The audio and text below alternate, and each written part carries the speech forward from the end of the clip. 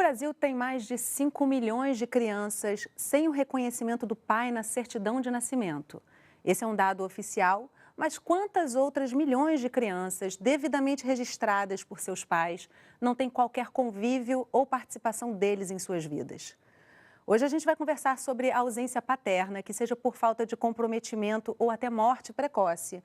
É uma realidade extremamente presente nas famílias brasileiras, mas muito pouco reconhecida. Ela não aparece nas novelas e anúncios de margarina, mas mora bem ao lado, independente de classe social. Para discutir esse assunto comigo, nós convidamos a psicanalista Maria Priscleto, Luiz Antônio França, pai da Pamela e da Karina, e a Alessandra Galvão, que foi criada exclusivamente pela mãe. Gente, muito obrigada pela presença de vocês com a gente aqui no estúdio do Canal Saúde. Luiz, eu começo com você. Você foi criado sem pai e hoje tem aí o desafio de criar duas meninas. Como é que foi? Que lembranças você traz da sua infância, dessa ausência paterna, e o que você traz disso para a criação das suas filhas? Foi uma infância muito difícil, uma infância muito pobre, poucos recursos. Minha mãe, 4 filhos pequenos, e meus irmãos eram filhos de outro pai, e eu era o caçula. E realmente minha mãe era uma camponesa semi-analfabeta, chegou no Rio de Janeiro com os meus outros 3 irmãos. Aí chegou aqui, conheci meu pai, infelizmente foi procurar ajuda, foi tentar ser ajudada por ele, mas não teve ajuda. Ele chegou a registrar a sua certidão de nascimento? Nos meus documentos não tem o nome do meu pai. Então você faz parte aí desses dados que a gente apresentou no começo, que é muito comum, né? Na realidade, como eu não cheguei nem a conhecê-lo, ele não fez falta para mim, entendeu? Porque minha mãe, de todas as maneiras, ela procurou suprir essa ausência. E essa ausência dele com relação à minha condição de pai de 2 meninas, isso aí foi super importante. Como eu estava conversando com a doutora, isso fez com que eu me tornasse uma pessoa, assim, menos preconceituosa, entendeu? Apesar de eu ter nascido na década de 60, que era uma década cheia de preconceito, cheia de machismo. Com essa mãe sozinha, né? Exatamente. Mas como eu via cercado do problema da minha mãe, entendeu? A luta que ela vivia, o preconceito que ela sofria. Como todos sabem, uma mulher solteira com filho não era considerada uma mulher, né? Eu vou te interromper um pouquinho, porque você está trazendo vários assuntos que eu quero desenvolver mais no programa, e daqui a pouco a gente volta neles. Okay. E para eu trazer também as nossas duas outras convidadas aqui para o programa. Alessandra, você foi criada exclusivamente pela tua mãe, teve pouco contato com seu pai, e hoje ele mora com você, já idoso, você está cuidando dele. Sim. Como é que foi esse afastamento e como é que é esse perdão? Ou não há o que se perdoar? Então, na verdade, eu sempre soube que ele estava ali, que ele vivia, que ele existia, tá?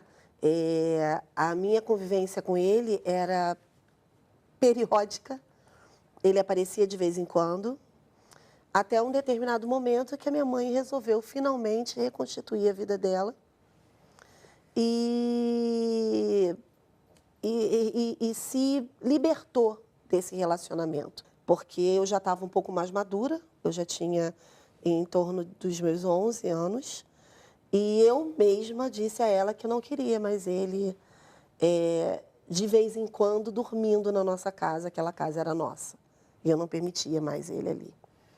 E, a partir daí, nós nos separamos definitivamente.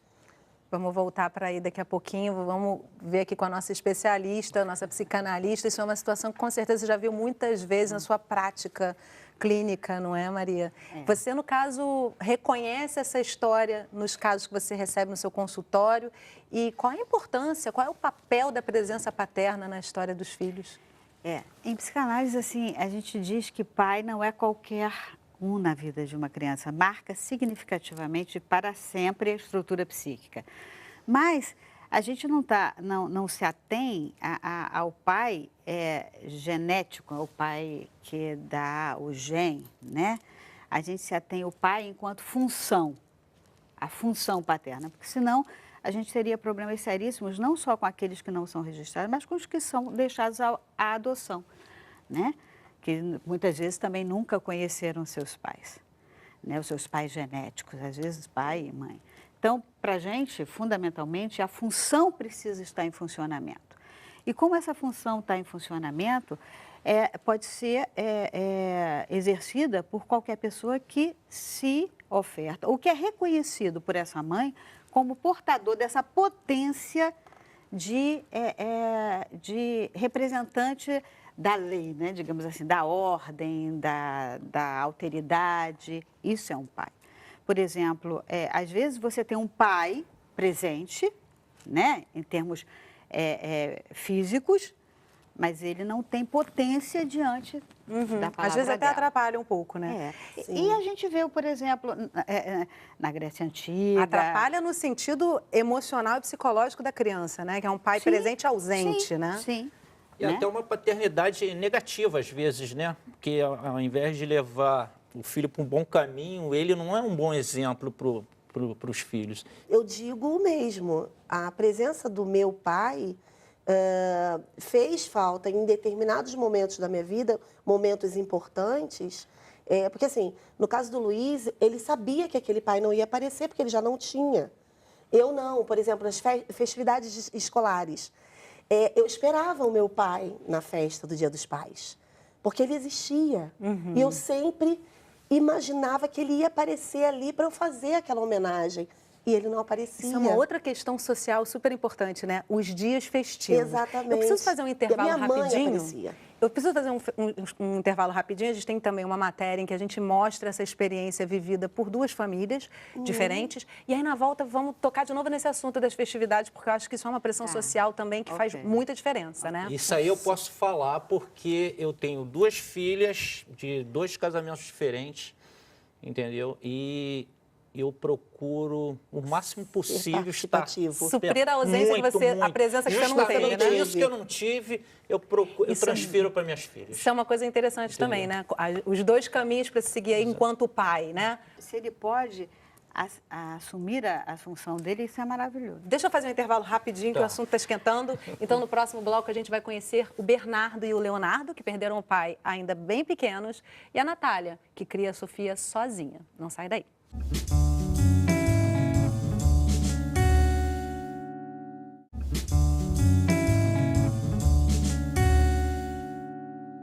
Estamos de volta conversando sobre a ausência paterna. Seja porque o pai morreu precocemente, seja porque não foi parceiro na criação dos filhos, a ausência dessa figura fundamental obriga a família a se reconfigurar.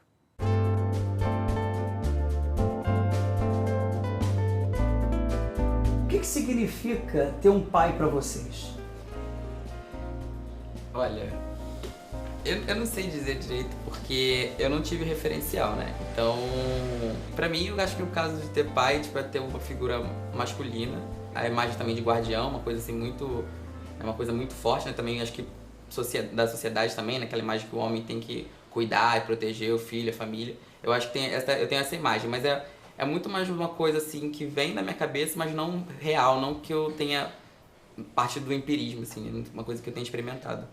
Por mais que eu tenha tido toda essa convivência que ele não teve inicialmente, pra mim, ao mesmo tempo, sumiu, sabe? Eu tinha e perdi aquilo, sabe? E aí eu fui levando todos os valores, toda a minha criação, minha formação de caráter, em base do que ela me passava. Eu conversava muito com ele, dizia, olha, a mamãe é sozinha, papai foi embora, aí logo depois de 1 ano e pouco ele morreu.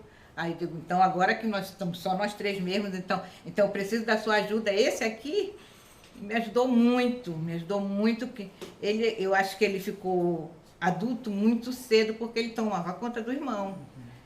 Então ele aqui é meu braço direito.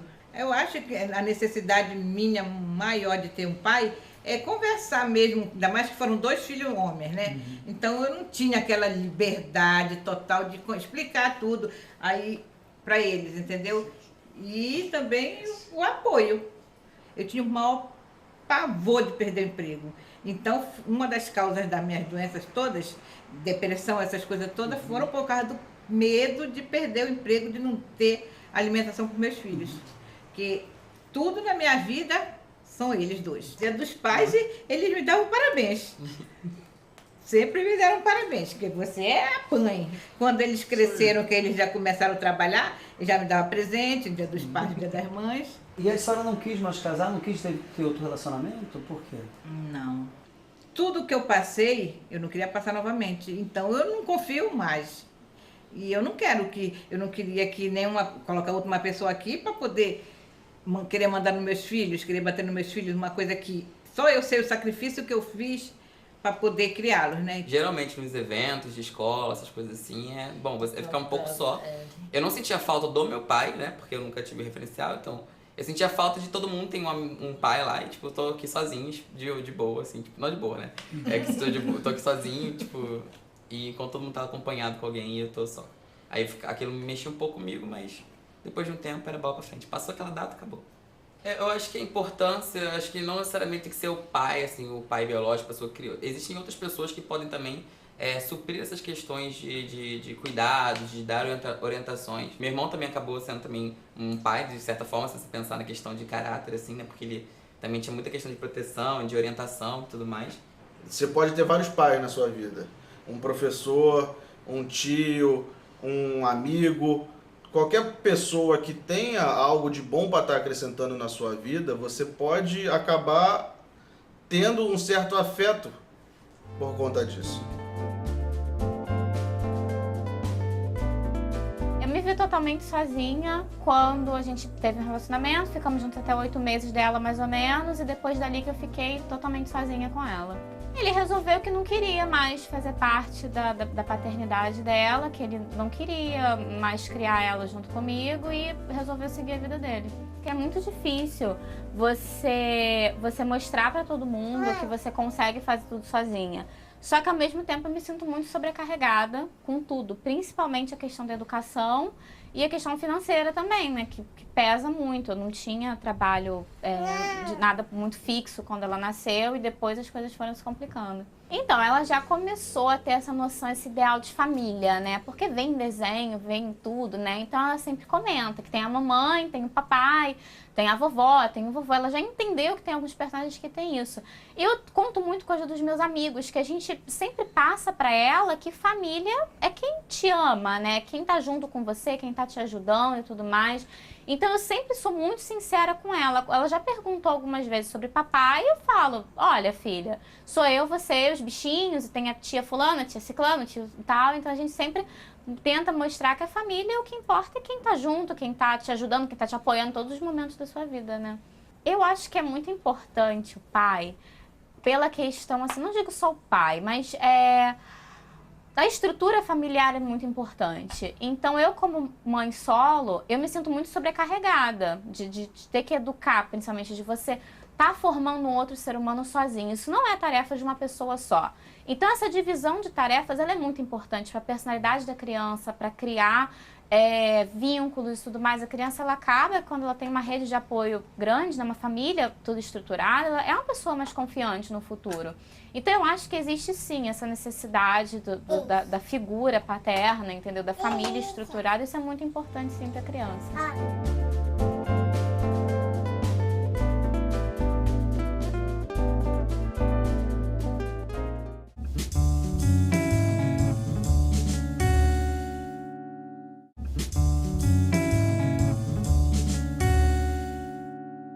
Estamos de volta conversando sobre a ausência paterna. Comigo no estúdio, Alessandra Galvão, que foi criada exclusivamente pela mãe, a psicanalista Maria Prisci Cleto e Luiz Antônio França, pai da Pamela e da Karina. Gente, a matéria é bem rica em elementos do que é essa realidade, né? Uma das coisas que me chama muita atenção, que é muito comum, é a mãe solo. Né? Essa pessoa que está ali dizendo que tem um peso de mostrar que consegue. Até que ponto, Maria Prisci, realmente essa sobrecarga em cima da mulher, né? E a sociedade ainda não consegue julgar essa ausência paterna. A mulher tem que ter financeiramente e tem que ter emocionalmente e de tempo também, né? Em psicanálise, o Lacan, por exemplo, que é um grande psicanalista francês, ele nos diz o seguinte, que fundamentalmente um pai, que é reconhecidamente um pai, é aquele que pode possibilitar uma mulher poder lamber sua cria, poder criar sua cria, sem estar dividindo com ela as grandes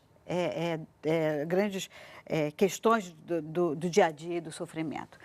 Ele protege, ele ajuda protegendo nesse sentido e dando amparo a essa dupla, né, de poder se estabelecer. Hoje, a mulher só... Não é que, veja bem, não é que as crianças não possam se constituir psiquicamente como crianças saudáveis, tendo apenas uma mãe cuidando de um filho. Sempre, claro que pode.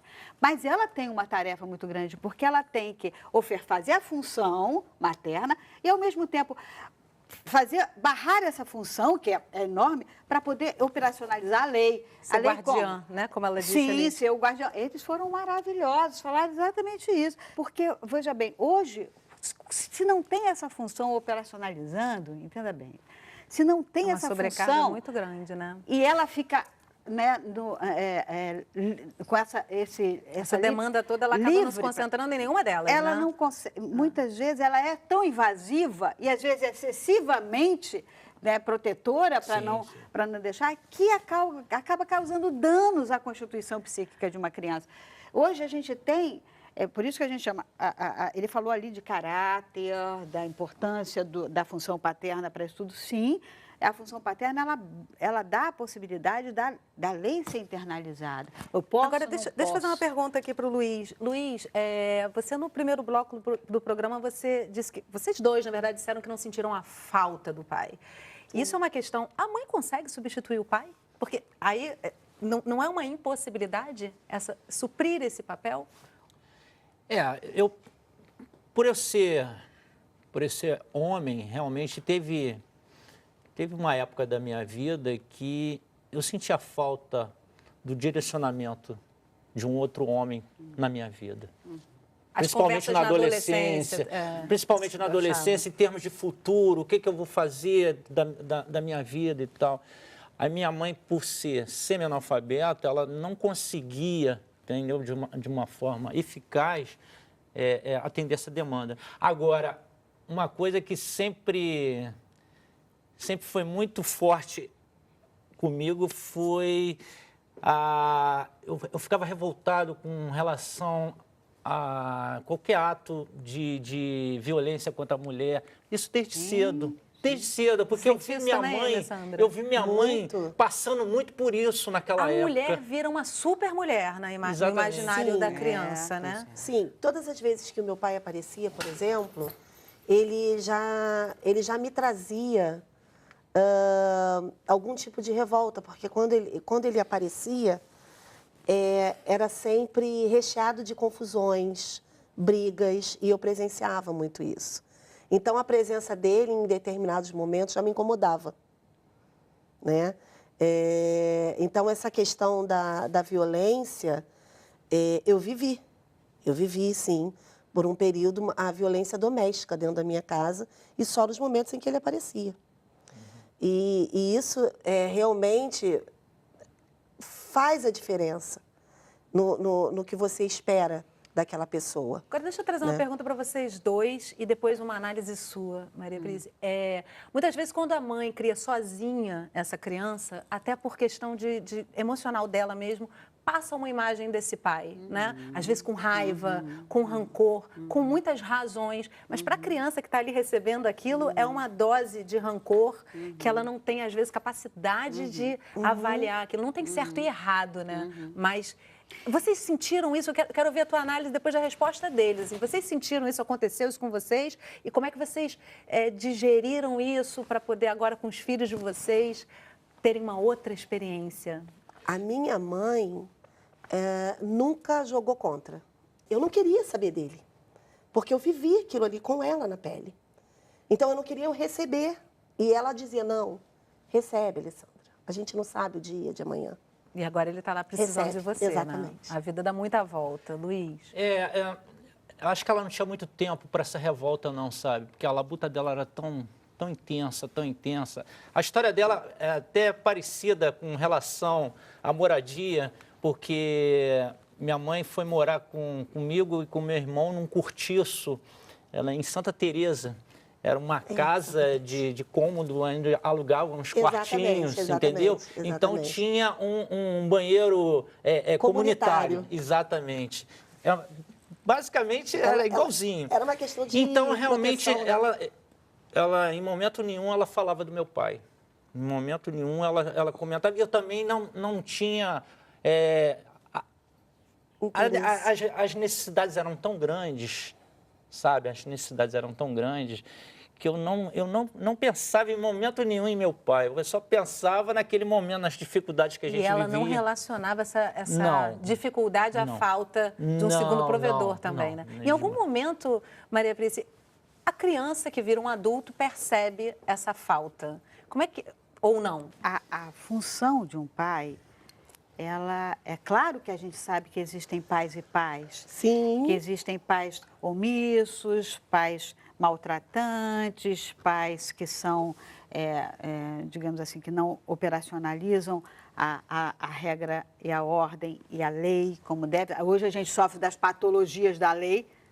A gente está aí o tempo todo vendo isso, né? Uhum. Quer dizer, agora, sem dúvida nenhuma, se um pai pode, um pai ou aquele que possa exercer essa função de dar a essa mulher toda a possibilidade de que ela possa exercer a maternidade sem fundir-se, sem, né, com a criança. Por sua parte nesse plano, né? Porque é um plano em conjunto.